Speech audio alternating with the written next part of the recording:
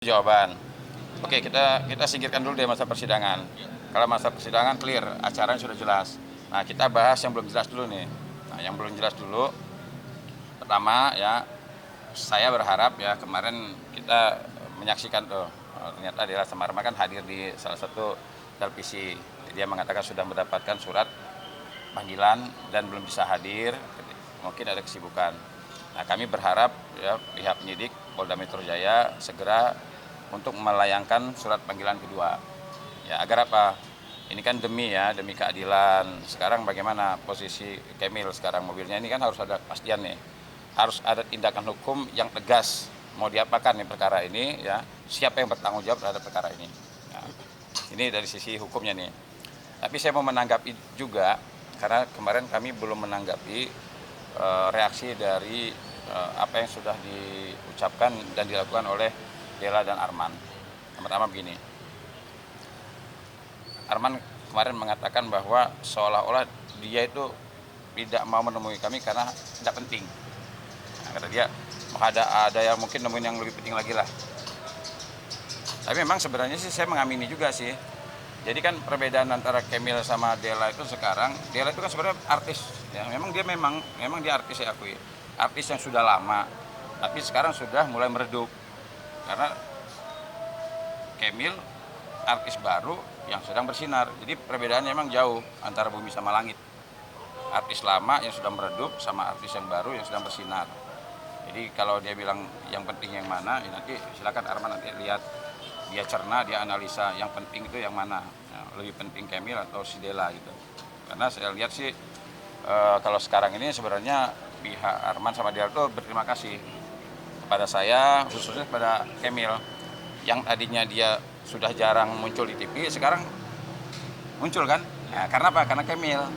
Kalau kemarin Arman bilang di mobil pada saat dia bilang perkara ini kan sebenarnya karena Dela aja. Nah, sekarang saya bantah. Waktu Dela sebagai korban umroh, dia sempat preskon kan? Nah, dia sempat preskon. Siapa pelakunya? Dia sebut Aca. Perkaranya rame nggak seperti ini? Tidak. Dia preskon lagi nih 2 kali. Dia sebutkan lagi dia sebagai korban, benar. Nah, siapa lawannya? Aca juga. Rame nggak? Enggak. Begitu Kemil muncul, rame, geger, ya kan? Nah, berarti makanya saya mengatakan harusnya berterima kasih kepada saya. Apalagi sekarang saya naikin terus tuh kan. Wah, video-video saya naikin terus tuh. Berapa juta orang tuh. Kemarin aja ketika dia ngomong, tuh wawancara tuh yang biasa preskon tuh, itu berapa juta loh begitu saya upload. Nah, jadi kan orang udah ingat lagi. Oh iya itu Dela ya. Jadi orang ingat tuh. Walaupun banyak juga yang salah katanya di Desi Ratnasari. Ya artinya gini, artinya dengan kehadiran Kemil, alhamdulillah yang tadinya sudah jarang muncul masuk TV, sekarang masuk TV lagi. Tapi walaupun sering masuk TV ya seminggu sekali lah. Kalau mau ngalahin Kemil jauh nggak mungkin. Karena Kemil sekarang masuk TV-nya bukan tiap hari, tiap jam. Coba aja lihat di TV tuh. Apa namanya itu? Nyuci apa itu? Udah. Iklannya. Nah, jadi sekarang kalau saya mau nyamain Kemil berat. Karena Kemil sekarang bintang iklan kan. Sebelum berperkara loh iklannya. Nanti jangan bilang gara-gara Dela lagi. Ketiga, Bang. Hah? Iklan ketiga itu. Iklan ketiga, iya. Makanya nanti takutnya Arman merasa bahwa perkara ini karena apa namanya? Karena Dela. Aduh, sorry ya. Sorry ya. Gitu. Jadi itu aja ya saran saya kepada Dela dan Arman ya. Percayalah omongan saya, cepat atau lambat kalian akan menghadapi permasalahan hukum yang sangat serius. Pegang omongan saya, ya. Bertahun-tahun saya jadi advokat, saya menganalisa hukum. Ya. Saya belum pernah melihat ada orang yang berbuat seperti ini dia tidak menjadi tersangka. Saya belum pernah lihat ada orang melakukan tindakan-tindakan seperti ini dan belum pernah melihat orang itu tidak jadi tersangka. Nah, jadi tunggu saja cepat atau lambat kita saksikan nanti siapa yang akan mempertanggungjawabkan perbuatan atas kerugian yang diderita oleh Kemil. Kira begitu. Tapi setiap respon pihak sana tuh selalu membantah terhadap gugatan ini. Gimana? Oh iya, Coba ditambahkan itu terkait dana ataupun yang kita gugat. Oh iya. Berapa? Oh dia bilang gini ya. Oh sama juga nabrak kambing gantinya sapi dia bilang. Begini. Dalam perkara ya, ini biar paham nih ya, biar bukan hanya Dela dan Arman dan Aca yang paham, tapi termasuk kuasa hukumnya juga harus paham, ya. Kalau dalam perkara gugatan, jangankan ada objek yang diperkarakan. Sedangkan ada kalimat yang diucapkan tanpa ada barang, itu bisa menimbulkan kerugian yang begitu besar. Contoh saya mengatakan sesuatu nih pada seseorang. Tidak ada yang diributkan nih, tidak ada objeknya. Bisa nggak orang itu mengalami kerugian miliaran? Bisa. Lihat loh skincare loh. Berapa kerugiannya? Miliaran kan? Nah, padahal kalau kita bicara, skincare berapa sih harganya? Nah sekarang, kalau seandainya ada gugatan 600 juta, kaget. Wah, saya cek aja di ini. Itu kalau menurut saya. Dan mobil dikurang-kurangin loh 200-an katanya. Itu 320 saya beli 320. Itu di luar masa apa istilahnya, kalau leasing kan ada memang bunga apa segala macam. Tapi kalau untuk pokoknya aja segitu. Sebenarnya bukan harga nominal itu yang kita tuntut, tetapi di dalamnya itu ada kerugian imaterial. Imaterial itu termasuk mental saya juga, kemudian waktu, kemudian banyak pekerjaan yang memang terbengkalai gitu. Jadi ayolah smart sedikit gitu. Maksudnya sengaja kita dari awal itu bertemu dengan teman-teman media ini sebagai salah satu sarana juga untuk mengedukasi.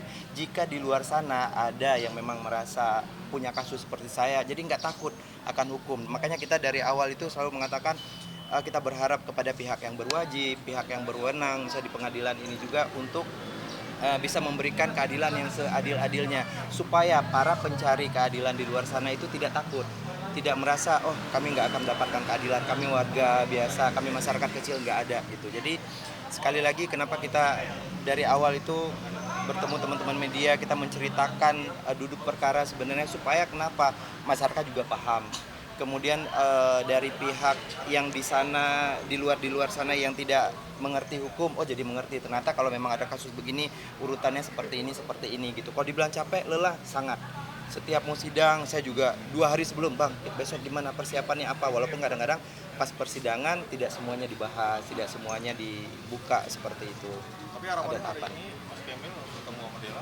Selalu saya setiap ini sebenarnya bukan bertemu dengan dia, mereka menghadiri itu supaya kasus ini terbuka dan mereka bisa memaparkan sendiri, bukan hanya melalui kuasa hukum yang berbelit-belit menurut saya yang mohon maaf banget, tapi kayak tidak paham kasus begitu. Jadi asal ngomong aja ya, mungkin saya tahu ya namanya pengacara itu pasti akan membela, tapi saya berharap pengacara itu membela haknya, bukan membela apa yang dilakukan oleh si kliennya begitu. Nah kali ini Mbak Dela sendiri nggak hadir, itu gimana? Sebenarnya Menyayangkan atau seperti apa? sebenarnya sudah tidak di tahap itu lagi ya. Jadi mereka hadir nggak hadir sebenarnya ya udahlah ya, karena dari awal aja yang mediasi yang memang diharapkan untuk kita bisa bertatap muka, ternyata mereka nggak hadir juga, mereka mangkir datang ke sini cuman untuk foto dan wawancara doang. Jadi itu sangat menurut saya terlalu kekanak-kanakan, bahkan oke lah si kliennya kekanak-kanakan, masa kuasa hukumnya juga begitu. Jadi kayak dengan statement sampai posting di media sosial itu mengatakan bahwa kami hadir hari ini bukan untuk mediasi tapi memenuhi panggilan dari pengadilan. Lah pengadilan manggil ngapain, buat foto-foto kan enggak gitu. Ada acaranya. Ada agendanya yang akan dilakukan gitu. Jadi dibilang kecewa selama itu tidak membuat agenda kita tertunda di pengadilan itu kita nggak kecewa. Tapi kalau memang menunda itu kecewa. Nah Mas Kemil, bang, kemarin kan Dela sama Arman sempat preskon dan mengatakan akan melaporkan Mas Kemil sendiri atas undang-undang ITE dan pencemaran nama baik. Iya. Gimana? Dari zaman dulu. Terkait hal itu. Dari zaman somasi itu katanya sudah mau melaporkan. Kita tunggu sebenarnya, maksudnya gini, siapapun warga negara Indonesia itu berhak melaporkan jika dia merasa ada hal yang merugikan dia ataupun baik secara material ataupun apa istilahnya hukum ya. Jadi silakan laporkan, tapi kita menanggapinya begini, apa sih yang mau dilaporin gitu. Dibilang pencemaran nama baik, justru kita mengungkap fakta, ya, mengungkap fakta. Kalau dibilang dirasa itu nama baik yang mana gitu. Coba dari lihat kasus-kasus mereka sebelumnya itu nama baik yang mana yang itu. Nggak lagi juga gini loh. Saya sebenarnya dari awal udah memang apa namanya ini, bahkan ada satu kalimat ya yang saya belum buka. Ada Arman WA, tapi belum saya buka, nanti aja. Tapi kalau seandainya dia ngelaporin Kemil, saya buka. Nah, ya pokoknya nanti lah. Ya, kalau dia berani ngelaporin Kemil, saya buka. Dan dan bukan hanya ngelaporin saya awalnya, Dede Farel juga disebut, Riza juga disebut. Jadi udah nyari-nyari kesalahan gitu Iya. yang sementara mereka nggak nemu. Karena dari awal kita selalu masih ada mengatakan, walaupun saya tidak pintar berbicara ya, tapi saya selalu tidak pernah menuduh tanpa bukti. Jadi setiap yang kita ungkapkan, misalnya ada chattingan, ya udah ini faktanya seperti ini, makanya diduga ada penggelapan, diduga ada semua diduga. Nah, siapa nanti yang akan membuktikan, ya pihak yang berwajib gitu. Tapi di luar pengadilan ada komunikasi nggak sih antara Tidak. dengan Yasana? Tidak ada komunikasi dan tidak ingin berkomunikasi lagi. Karena kenapa? Dengan Della sama Arman itu sudah cukup berakhir di tanggal 22 Februari. Ya, betul. Karena mereka sudah meng-close kan, menutup diri bahwa apa istilahnya, mereka tidak terkait dengan hal ini. Bahkan di depan media mereka bersumpah demi Allah, demi Rasulullah tidak mengetahui keberadaan mobil. Ternyata tanggal 7 mereka naruh mobil, walaupun kemarin di media mereka mengatakan tanggal 5 ya. Tanggal 5. Saksi ada. Jadi mereka itu, kita punya saksi dari bukti dari Polres Bekasi Kota, itu mereka naruh mobilnya itu tanggal 7 hari Jumat. Sampai sekarang masih ada di Polres. Masih di Polres. Karena itulah dia, saya mencari keadilan. Mobil itu padahal dari pihak penyidik, pihak Polda juga mengatakan mobil itu tidak ada sangkut paut. Bahkan pengakuan sendiri dari pihak-pihak yang ada di Polres Metro Bekasi mengatakan bahwa mobil ini tidak ada kaitannya dengan kasus utang piutangnya antara Arman, Della, dan Acha. Begitu. Jadi kenapa kita kadang memposting lagi di sosial media, supaya ini ada urutannya jelas gitu, tidak dikaburkan dengan statement-statement mereka hanya sekedar membela diri gitu dengan kebohongan-kebohongan ataupun